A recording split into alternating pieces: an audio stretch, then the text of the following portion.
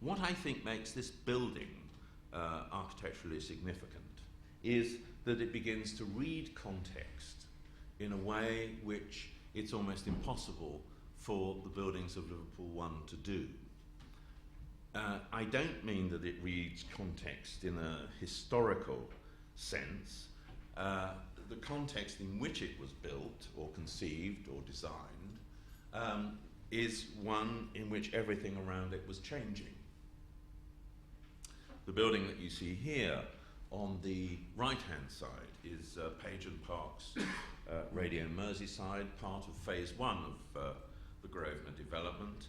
And on the left-hand side of the image is the scaffolding. This was taken maybe 9 months ago, maybe a bit more. Building on the left-hand side is Howard Tompkins' mixed-use building, also for Grosvenor. And in the distance, you can just about see beyond the older stuff. I think that's Glen Howell's little tower coming up there. So there was no context in that ghastly way that English heritage wrecked so many other decent buildings. That is, that there wasn't an obeisance with a ski jump roof from the tallest point of the building to the lowest. This is a small disease that Manchester suffers from. There wasn't a mucking around with cornice lines, because there were no proper cornice lines, and the only thing one could call historical context here has to do with the colour of the brick. But if I go back one, you'll notice that the brick is laid in a funny way. That is, it's stacked. The message here is a little bit moralist for me. That is, it's indicating, it used to be used to indicate that it's not load-bearing, because of course bricks stacked like that can't carry much weight more than their own. So the context for this building seems to me to be something much more interesting. It has to be self-referential, because there aren't, or let me put it another way, there's the opportunity for it to be self-referential. But in fact, I think that the thing that's contextual to me is a personal reading of Liverpool. The gable end is significantly what you see. The gable end is one that is not uncommon at the end of terraced houses within the city.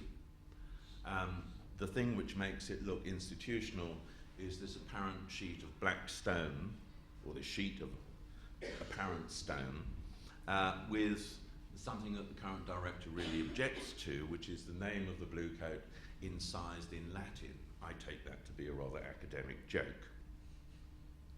So the context as read here is one that addresses or is about or comes from a particular architect's reading of the city.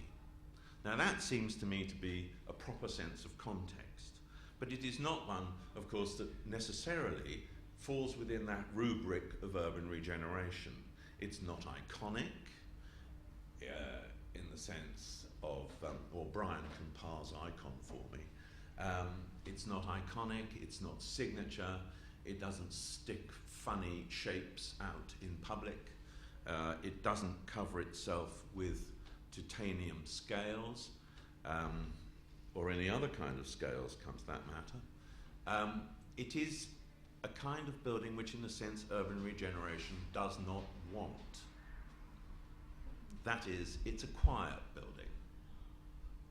Now, if you're going to regenerate a city, it's strange to me that I'm almost leading to a kind of logical conclusion that if you want to undermine regeneration, you actually design buildings that don't particularly draw attention to themselves.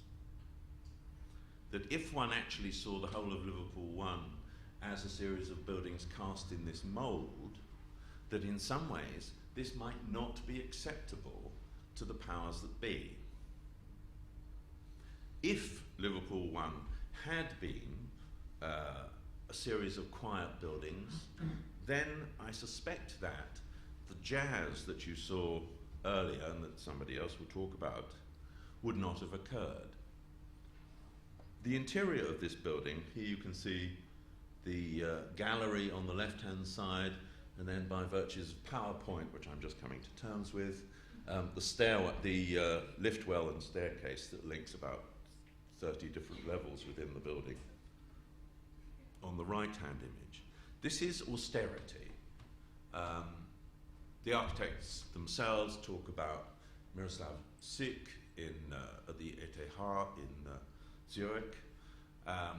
They're obviously indebted to the work of Grassi and Rossi and Ungers and so on and so forth.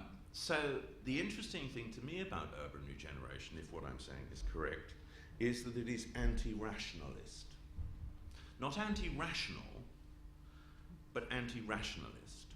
The consequences for that, in my terms, are that actually when one goes through an urban regeneration program, and let's not forget that urban regeneration programs are a function of the north, not of the south, that what is actually being required of architects is in general, not every time, is in general the construction not of an architecture which promises a better future, but one which draws attention to itself.